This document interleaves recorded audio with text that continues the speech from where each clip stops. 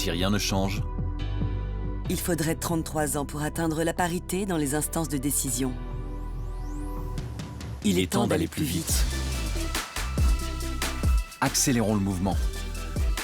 Assises de la parité, le 28 juin 2022. Inscrivez-vous sur assises-parité.com.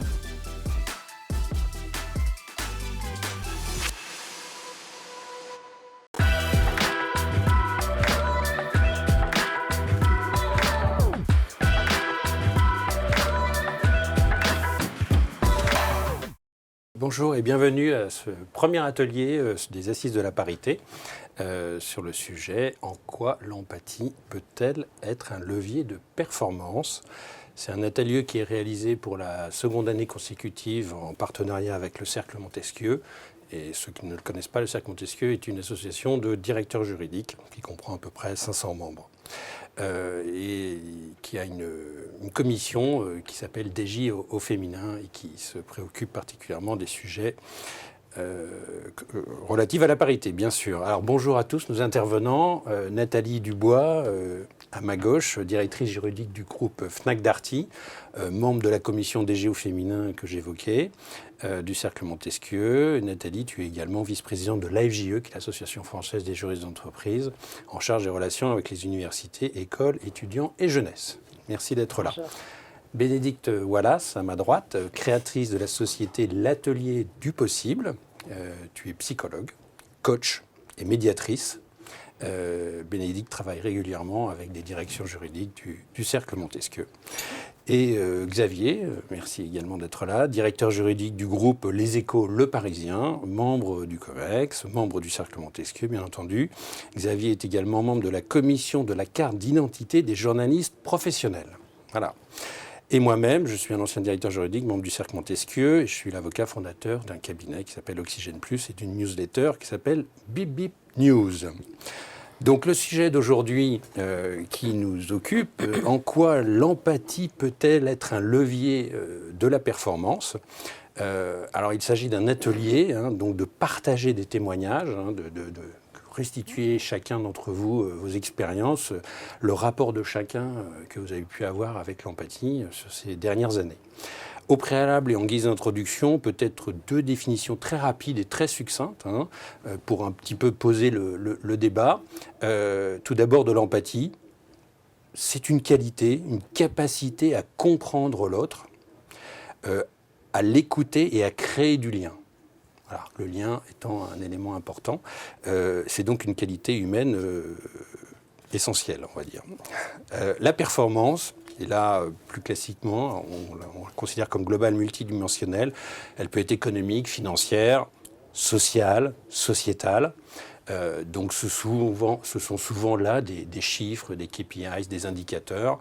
Et on voit bien qu'entre ces deux définitions de l'empathie et de la performance, il peut y avoir un petit antagonisme, puisque est-ce que le monde des chiffres et le monde de l'entreprise peut faire sa place à des qualités humaines ? Bon, on ne va pas dévoiler le débat, mais bien évidemment, probablement que oui, parce que l'entreprise est faite d'hommes et de femmes qui peuvent exprimer ou non de l'empathie, ça peut être un levier ou non pour chacun. Donc, première question, donc pour chacun d'entre vous, qui êtes des acteurs de l'entreprise depuis de nombreuses années, quel lien faites-vous entre la performance et l'empathie ? Et je me tourne peut-être vers toi, Nathalie, si tu peux nous restituer cette première vision. Merci. Alors moi, j'y vois déjà un lien qui est à la fois direct et je pense qui est très fort parce que l'empathie, elle est au cœur de l'intelligence émotionnelle et l'intelligence émotionnelle dans une entreprise, c'est ce qui va permettre de générer de l'intelligence collective.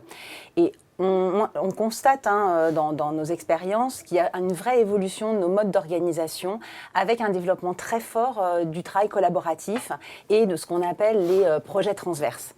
Et en tant que direction juridique, on a à la fois une nécessité d'avoir du travail collaboratif au sein de nos équipes, parce qu'on ne peut pas cloisonner les sujets au sein de la direction juridique. On a besoin de mixer les expertises juridiques, d'avoir une approche vraiment pluridisciplinaire sur un plan juridique. Et on est aussi intégré dans tous les projets transverses de l'entreprise pour apporter une expertise juridique.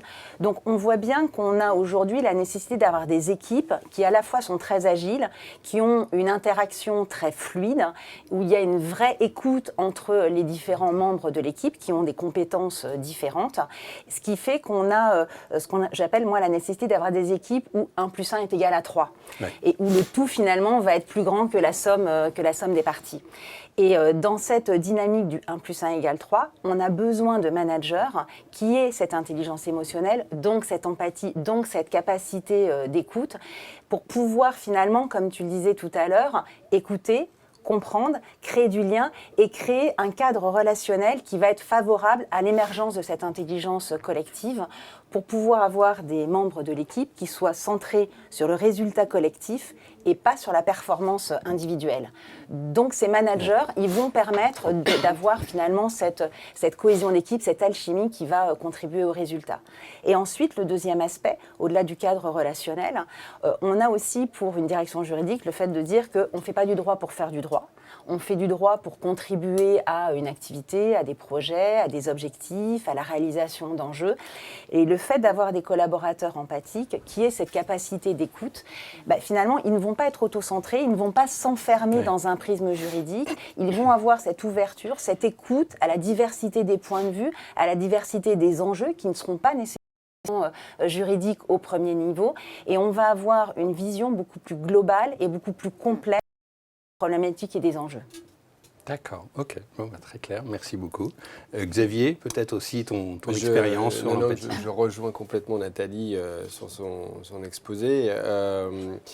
Moi, je pense qu'effectivement, il y a un lien très fort entre l'empathie et la performance. Je le verrai aussi, alors complètement d'accord avec toi sur l'équipe, le collectif, mais je le vois aussi nous en tant que direction juridique à travers l'extérieur, les autres parties prenantes. Et je pense que l'illustration pour moi qui est parfaite, c'est la négociation. En fait, aujourd'hui, on négocie tous les jours. On négocie en interne, on négocie en externe avec l'ensemble des parties prenantes de l'entreprise. Et bien négocier, c'est en fait comprendre, écouter l'autre. C'est évidemment pas rester sur ses positions, parce que ça, camper sur les positions, ça mène pas à grand-chose. Mais c'est comprendre pourquoi l'autre a ses positions. Et grâce à ça, on arrive à trouver des accords qui sont, comme on dit, win-win et bons tant pour le business que pour les êtres humains et les parties prenantes. J'ai un exemple qui me vient à l'esprit. On avait une relation commerciale établie, qui a des termes juridiques, de longue date, avec un partenaire qui était donc un sous-traitant et qui faisait du portage. La stratégie de l'entreprise, on a décidé de changer de prestataire. Et à la suite d'un appel d'offres, et donc il fallait résilier cette relation commerciale établie.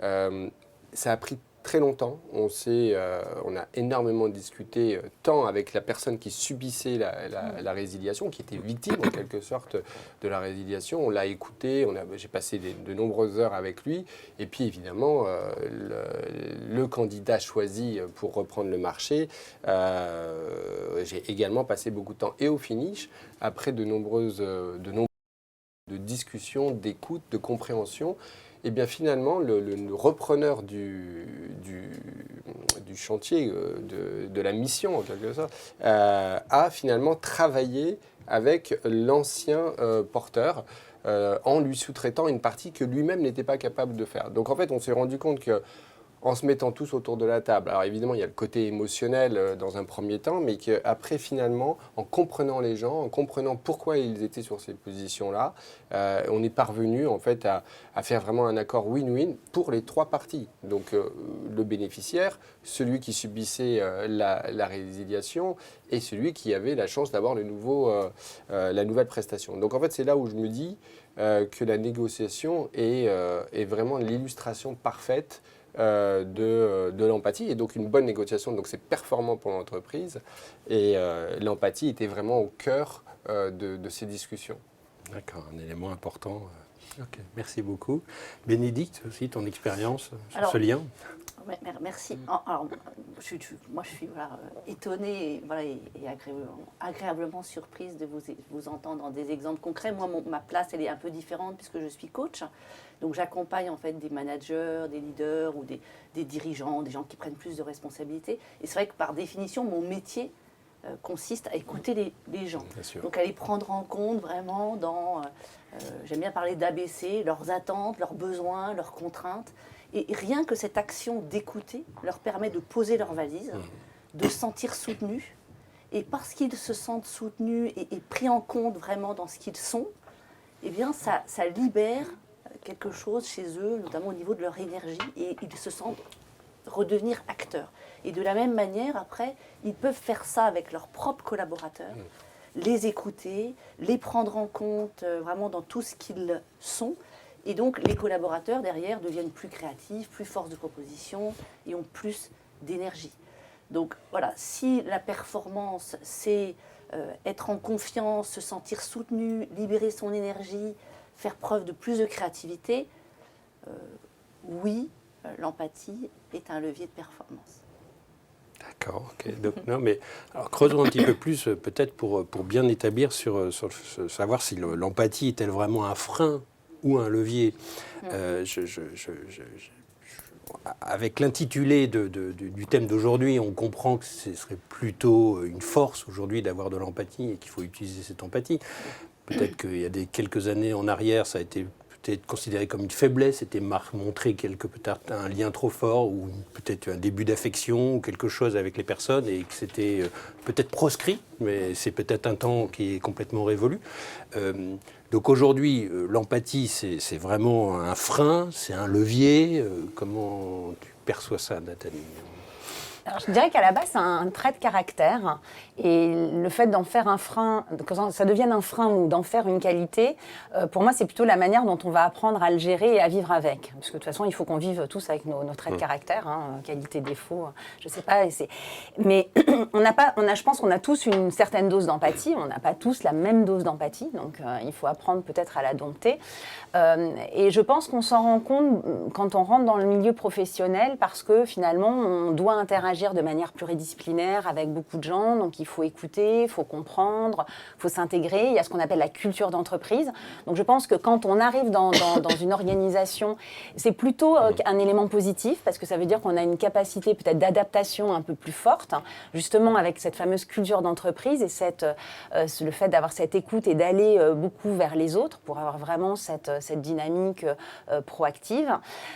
Après, moi, j'ai pu le vivre comme un frein au début, parce que on a peut-être une volonté, en tout cas moi c'était le cas, beaucoup plus exacerbée, de fédérer, de faire adhérer, de rechercher le compromis. Oui. On vit beaucoup plus mal les situations peut-être un petit peu conflictuelles. Donc, il m'a pu m'arriver de refaire le match en me demandant est-ce que j'avais bien écouté, est-ce que j'avais bien pris en compte tous les éléments. Parce que tu étais à l'écoute. Parce qu'effectivement, on a peut-être, enfin moi en tout cas, une capacité à se remettre en question peut-être un petit peu plus forte. Et donc le temps finalement d'arriver à comprendre que c'est pas parce qu'on comprend qu'on est responsable et qu'on a peut-être quelque part une obligation, pour prendre des termes juridiques, de moyens et pas une obligation de résultat, de trouver des solutions. Ça permet au fur et à mesure de mieux le vivre et d'être peut-être de moins culpabilisé parfois dans certaines situations. Donc un frein dans certaines situations, une qualité parce que ça fait aussi qu'on est vraiment dans la recherche de solutions, comme je disais, cette fameuse obligation de moyens à laquelle les juristes sont très attachés. Et dans certaines situations, je pense que ça peut aussi être pour certaines missions, pour certains métiers, quelque chose de compliqué. Je ne dis pas que ce n'est pas un levier de performance, mais par contre, pour la personne qui est très empathique, ça peut être des situations dans lesquelles elle ne va pas prendre de plaisir. Oui. Parce qu'il y a des missions qui finalement nécessitent peut-être d'être moins à l'écoute et là on va le vivre peut-être beaucoup moins bien. Et moi j'associe beaucoup alors la notion de plaisir à la notion de performance.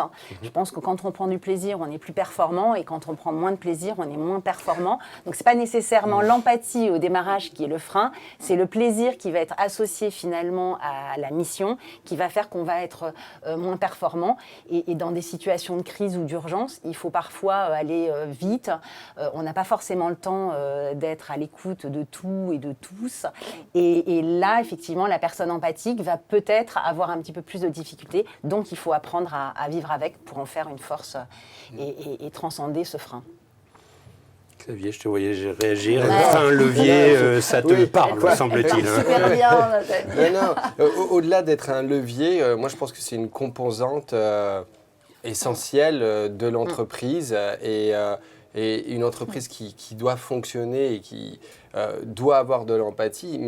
Et en plus, je crois qu'aujourd'hui, même le législateur attend ça des sociétés, hein, puisque Oui. on le voit avec la loi Pacte, avec la modification de l'objet social d'une société. Aujourd'hui, une société, évidemment, Exact. on dit, hein, une société, autrefois, c'était uniquement créer de la valeur ou faire des économies pour les associés. Mais aujourd'hui, le code, hein, code civil, prévoit que la société doit prendre en compte les enjeux sociétaux et environnementaux. Ouais. Donc, en fait, c'est...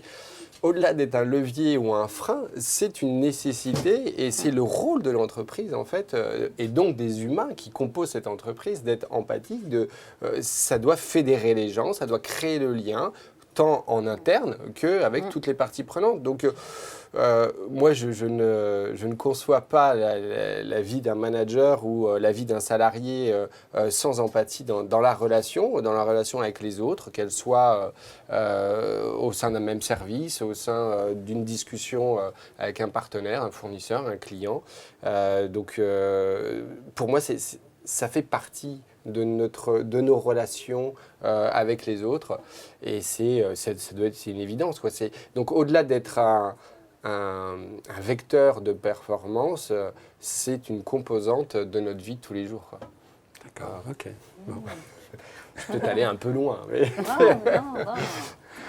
Non. Moi, je retiens beaucoup la notion d'énergie et de plaisir qu'a cité Nathalie, parce que voilà, moi, ça fait partie vraiment de la manière dont je travaille dans mon approche de coach. Hein.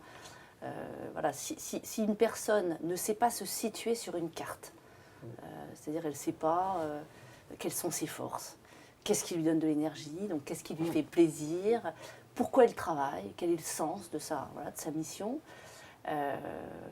Par définition, elle va être sous stress en fait. Donc elle va se suradapter, elle va devenir autoritaire. Mais donc là, ce sera un frein.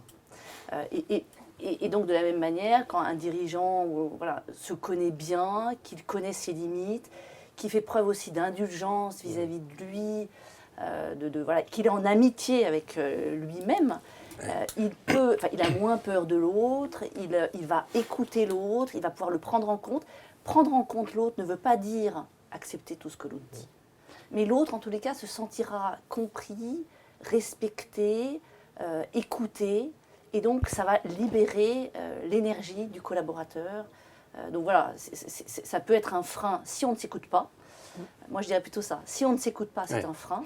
Si on sait s'écouter, c'est un vecteur ça fédère et ça dégage de l'énergie. C'est la notion un peu d'auto-empathie, si je comprends bien. C'est la notion d'auto-empathie. Je trouve qu'il faut de l'empathie pour soi-même et Exactement. de se connaître. D'accord. On ne peut pas... il y a un double mouvement, c'est une danse. C'est-à-dire que si on n'est pas en empathie vis-à-vis de soi-même, on ne peut pas être vraiment en empathie avec l'autre. On l'écoute, mais on ne le comprend pas, en fait. On ne l'entend pas. Donc, c'est cette capacité à créer de l'intériorité en soi et de s'écouter, ne serait-ce qu'écouter notre corps. Je veux dire, on est dans une société, il faut savoir quand même que notre société, notre tête a 10% des réponses, notre corps a 90%. Hein, on dit le corps c'est l'inconscient et la tête c'est le conscient. Donc, les signaux faibles que notre corps nous envoie, si on n'est pas en capacité d'écouter notre corps, il faut savoir qu'on marche avec 10% de son moteur quand même. Hein. Donc, moi, en tant que coach, j'apprends surtout aux personnes à s'écouter, à écouter l'intérieur. Tu veux réagir? C'est très juste parce que ça me fait penser en fait à un événement qui m'est arrivé, un peu malheureux mais qui finit bien. J'ai dû subir une opération des cervicales à la suite d'abus peut-être de travail et de position pas très confortable sur un ordinateur et que ça s'est accéléré pendant le Covid. Évidemment, quand on s'est retrouvé chez soi, son bureau, sans travailler sur les tables basses. Et en fait, aujourd'hui, il n'y a pas un jour où je ne fais pas attention à soit à travers un call, à une personne mal assise, ou même quand on passe dans les bureaux et qu'on voit les gens sur leur ordinateur portable avec la tête comme ça. Là, vous avez une pression sur les cervicales qui est presque de 18 kilos sur les cervicales. Mais Très vraiment, expert. Hein. Ouais, je me suis documenté. Et donc, en fait, c'est aussi notre rôle, nous, en tant que manager, de prendre en compte les autres et de savoir comment ils sont équipés chez eux, et à l'entreprise aussi, de chercher à bien les équiper, à leur fournir des bureaux. On est très pratique là, mais voilà, on est, comme tu disais, le corps, en fait, le corps nous donne des signaux de mal-être, donc il faut vraiment les prendre en compte. Et là, en t'entendant, je te rejoins, mais complètement, quoi. Mais est-ce qu'il faut obligatoirement avoir de l'auto-empathie pour après avoir de l'empathie? On ne peut pas avoir de l'empathie sans subir soi-même? Oui, non, pas forcément. Tu as raison. Moi, je pense que je m'en serais pas rendu compte si j'avais pas eu ça, en fait. À ce point-là, en tout cas. Voilà, là, maintenant, je prends conscience de ce danger, de la position sur son ordinateur tous les jours. Et donc, oui, en fait, c'est passé par une expérience personnelle. Et donc, je me suis entendu. Et maintenant, effectivement, je suis à l'écoute des autres. Et j'espère que moins de gens possible auront ce que j'ai connu. Voilà. Et après, si je rebondis, ça revient sur le fait de créer un cadre relationnel où les gens aussi vont s'autoriser à s'écouter et à s'exprimer. Parce qu'un manager ne peut pas non plus deviner ce qui n'est pas dit, quand bien même il aurait beaucoup d'empathie. Oui. Et il faut effectivement avoir ce cadre qui fait que les collaborateurs vont aussi oser s'exprimer. Et ce que tu disais sur la responsabilité de l'entreprise, de créer finalement cette zone un peu de confiance et d'écoute, parce qu'il y a des collaborateurs qui n'osent pas non plus forcément s'exprimer et donc s'écouter et connaître leurs propres limites. Et du coup, ils arrivent, c'est comme ça aussi qu'on a des burn-out, je pense, dans les entreprises. Et donc, en fait, pour refaire le lien avec la performance, en fait, en prenant soin du corps des autres et de leur santé, je pense que le salarié est d'autant plus performant. Quoi. Pour l'entreprise. Voilà, pour l'entreprise. Pour lui-même et pour l'entreprise. Et donc l'empathie est un sujet féminin, un sujet masculin. Est-ce que les femmes auraient plus d'empathie que les hommes? C'est peut-être un sujet tarte à la crème, pardon, mais voilà. C'est une question. Il faut qu'on en parle. Non, à mon sens, moi je pense que c'est ni féminin ni masculin. Comme on disait tout à l'heure, finalement, c'est un trait de caractère. Je pense que tout le monde, à part effectivement peut-être des psychopathes, tout le monde a une dose d'empathie. Elle est plus ou moins élevée. Et qu'on soit un homme ou une femme, finalement, il faut arriver à s'écouter, à le gérer, à comprendre comment on fonctionne pour pouvoir l'intégrer dans son mode de fonctionnement. Alors, ce qu'on pourrait quand même dire, la différence entre hommes et femmes, me semble-t-il, c'est que il y a quand même, il faut le reconnaître, une représentation des stéréotypes qui fait qu'on peut avoir, et on le voit d'ailleurs avec les petites filles qui prennent pas encore suffisamment les matières scientifiques, il y a une représentation des stéréotypes et il y a finalement un certain regard aussi de la société. Il peut y avoir un certain regard de certaines entreprises, de certains dirigeants, de certains métiers où il y a finalement ce qu'on va appeler des qualités féminines ou masculines qui vont être attendues. Et je pense que peut-être que pour un homme, parfois dans certains environnements, ça peut être plus compliqué de manifester son empathie et de montrer que cette empathie, finalement, c'est une force, c'est un levier de performance et ça n'est pas de la faiblesse. Parce qu'on peut associer empathie à de l'émotion et la gestion des émotions peut avoir une connotation peut-être un petit peu féminine dans certains environnements, ce qui effectivement, on le voit dans ce qu'on a dit tout à l'heure, est inexact parce qu'aujourd'hui, on recherche justement des managers, des dirigeants qui ont cette capacité d'écoute, cette capacité finalement à fédérer, à embarquer. Donc ce sont des qualités qu'on va rechercher. Qu'on soit homme ou femme, finalement, on cherche des gens qui ont cette capacité à créer du lien. Donc c'est une question après de gestion de ses émotions, d'intelligence émotionnelle. Et finalement, l'intelligence émotionnelle, elle n'est ni masculine ni féminine. Xavier, oui. Je te rejoins, mais je pensais que tu n'allais pas finir comme ça, en fait.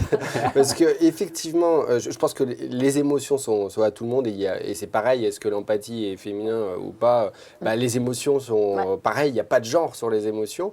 Ou parfois, je peux peut-être moi-même me fixer une limite. En fait, et c'est là où je pense que, est-ce que c'est la société qui pèse sur mes épaules, je ne sais pas. C'est effectivement, comme tu dis, l'empathie, c'est l'écoute, mais parfois on va même jusqu'à l'intime. Et parfois, quand effectivement un collaborateur, une partie prenante de l'entreprise rentre vraiment dans l'intime et serait du sexe féminin. C'est là où peut-être moi-même je me mets des auto-limites pour ne pas aller trop loin dans l'intimité, pour pas que ça soit vu comme quelque chose d'autre que de l'empathie. Donc je la verrai plus là, je ne vois pas de limite sur l'émotion, parce que je pense que c'est important de dégager son émotion et il ne faut pas se retenir. Mais parfois, effectivement, il y a des frontières qui ne sont pas évidentes entre l'intimité et vraiment l'empathie, l'écoute profonde de la personne qui est en face de nous. Ouais, Je ne sais pas ce que tu en penses. Ouais, je t'écoute.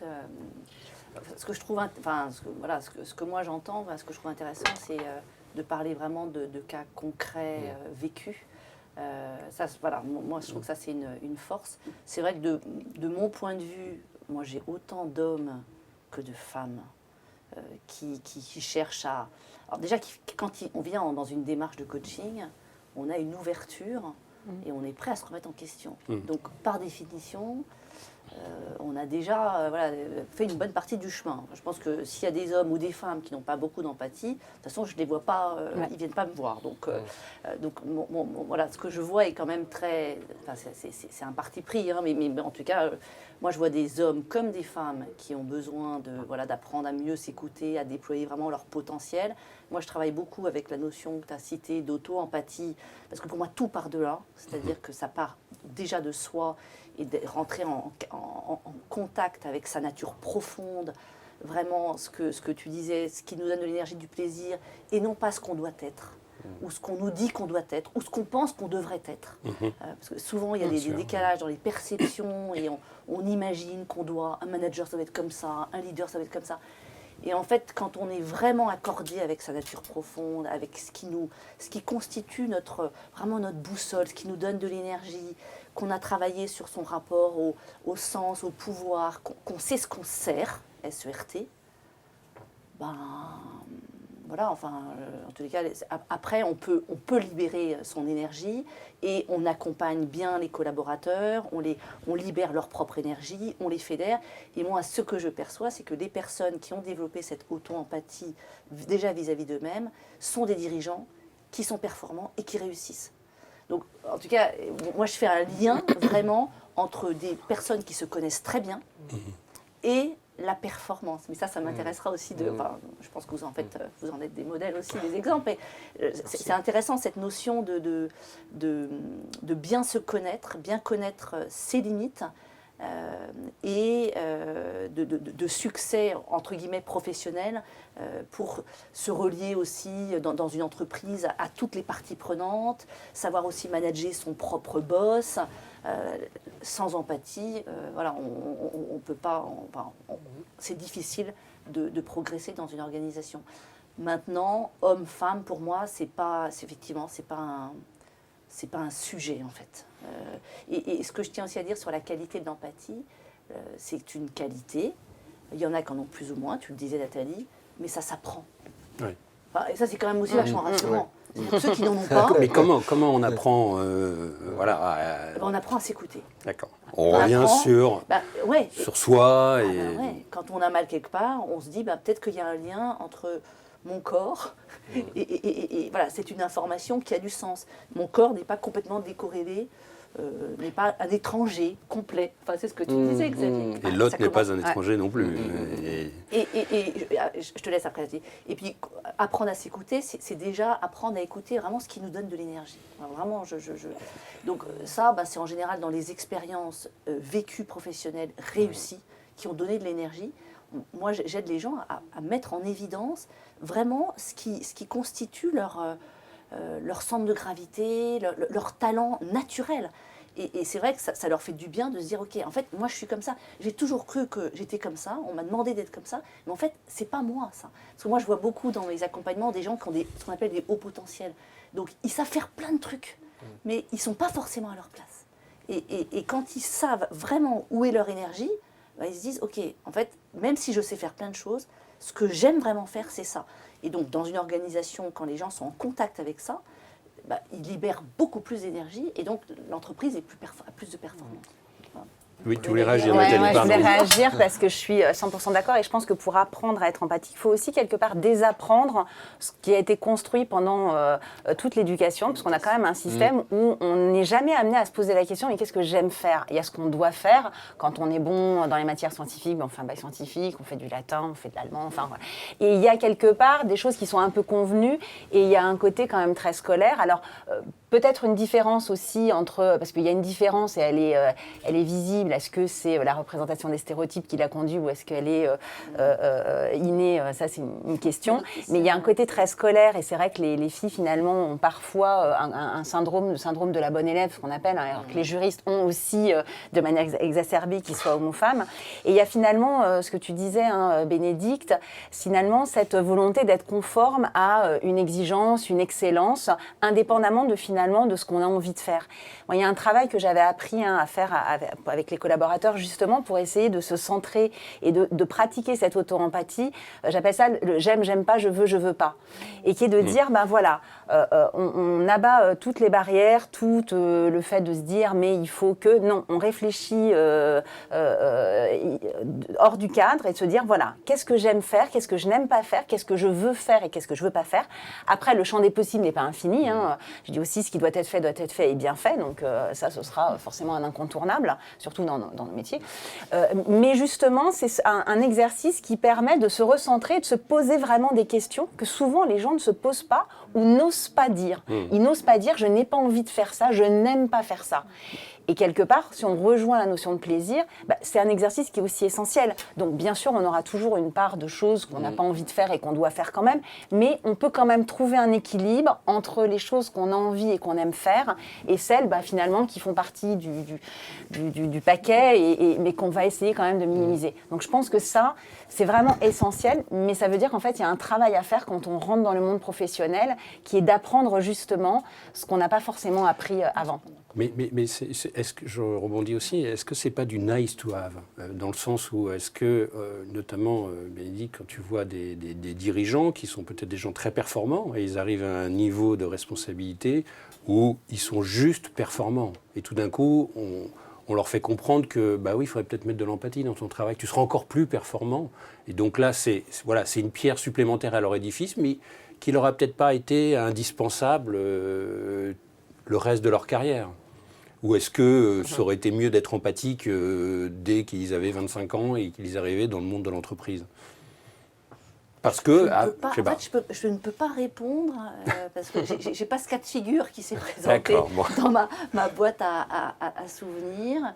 Ce que je vois, c'est plutôt des accidents de parcours. Ça, je vois beaucoup. Donc, des personnes qui peut-être ont beaucoup progressé, mais à un moment, ils se retrouvent à une croisée des chemins, ils se font... éjectés de leur entreprise, ça arrive. Ouais. Donc, ils ne comprennent pas ce qui leur arrive. Donc, il faut les reconstruire, les aider à se reconstruire et ils sont en convalescence. Et donc, moi, je travaille toujours sur cette notion de plaisir. Et en fait, ils comprennent mieux ce qui s'est passé quand ils ont avancé parce qu'on leur disait de faire des choses, mais finalement, ils n'étaient pas accordés profondément avec ce qu'ils sont.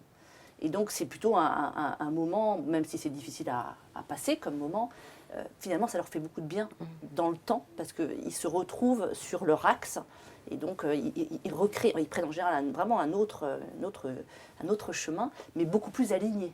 Donc voilà, moi, c'est ça les cas de figure que j'ai. Non. Et j'avais aussi une question par rapport à ce que vous exprimiez tous les deux, ou la difficulté peut-être pour un homme à exprimer de l'empathie avec une certaine barrière, et peut-être des rencontres de nouveaux stéréotypes. De la même façon, est-ce que pour une femme, c'est pas une difficulté d'exprimer trop d'empathie, parce que ça peut être... des femmes se mettent dans un carcan en disant « Non, il ne faut surtout pas que j'exprime de l'empathie, je suis là pour diriger, je suis là pour performer, et je ne veux surtout pas aller dans cette direction-là, sinon on va me catégoriser, et ça peut être de nouveau un aveu de faiblesse. » Alors, encore une fois, moi je peux parler que de mon expérience et je pense que certaines peuvent le vivre différemment.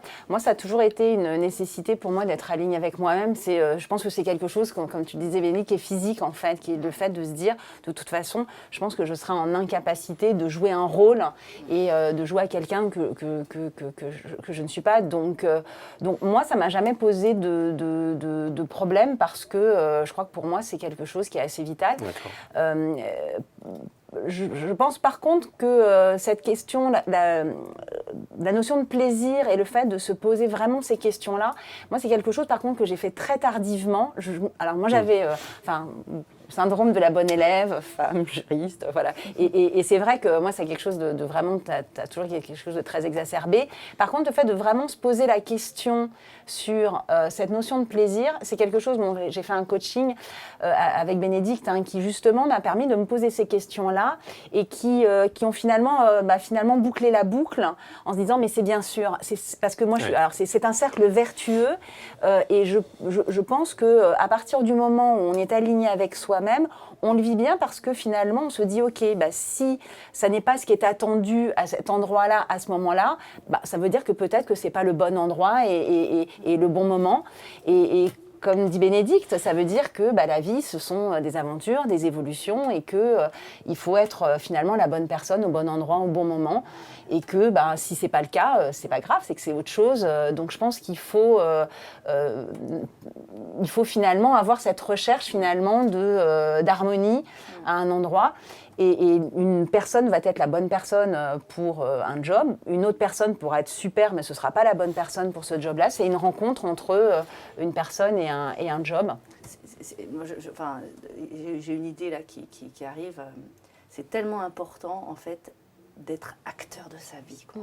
Oui. Et si on est acteur et qu'on ne subit pas en tant qu'exécutant, qu'on nous demande de faire des choses qui n'ont pas de sens pour nous, voilà, pour moi, c'est ça. Le coaching, c'est aider les gens à reprendre en main leur carrière professionnelle, être acteur. Non, en fait, mais peut-être inconsciemment, moi, c'est ce que j'ai fait avec les équipes. En fait, il y a pas plus tard qu'il y a un an et demi, après le Covid, où on était vraiment tous en période de réflexion, je posais une question à l'ensemble de l'équipe, mais et de façon individuelle.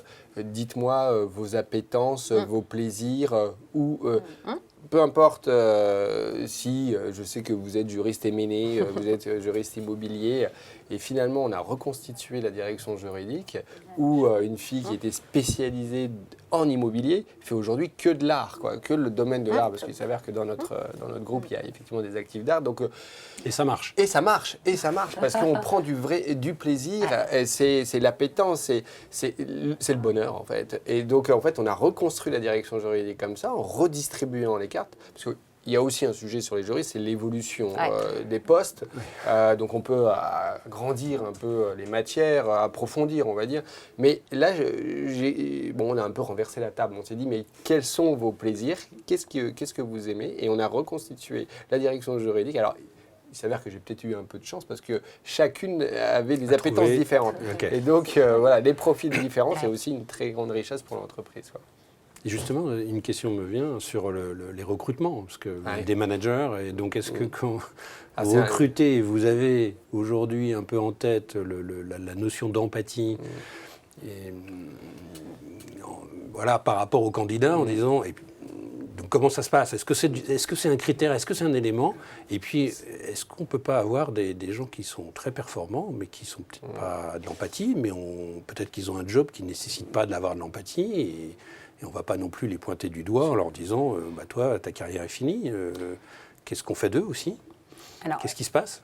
C'est sûr que quand ce qu'on appelle aussi un peu, on a souvent l'impression que les traits de caractère qu'on a sont les bons traits de caractère, ça c'est assez humain. Oui. Donc, je pense que quand on est empathique, c'est une déformation assez naturelle. Donc quand on est empathique, on a forcément beaucoup plus d'aisance à travailler avec des gens empathiques parce que c'est une écoute et l'écoute, elle est mutuelle. Pour communiquer, il faut être deux.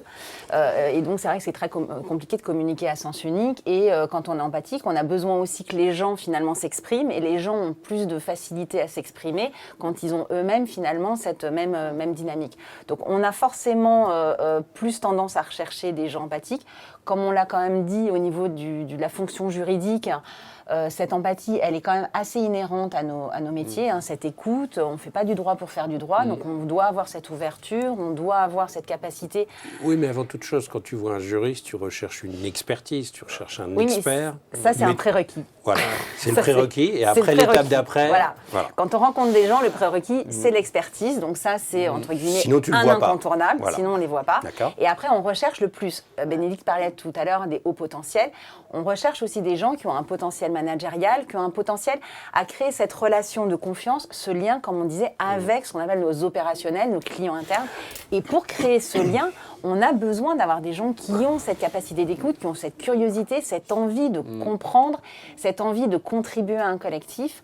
Et clairement, enfin pour moi, hein, je pense que tu diras Xavier, mais je pense que c'est un vrai levier pour le juriste, parce que le juriste a énormément évolué et ça n'est plus quelqu'un qui est dans son coin, qui dit le droit, qui a son expertise. Il doit être connecté à la réalité. La réalité, elle évolue en permanence. Les enjeux, ils sont colossaux, ils sont de plus en plus complexes, ils sont de plus en plus globaux.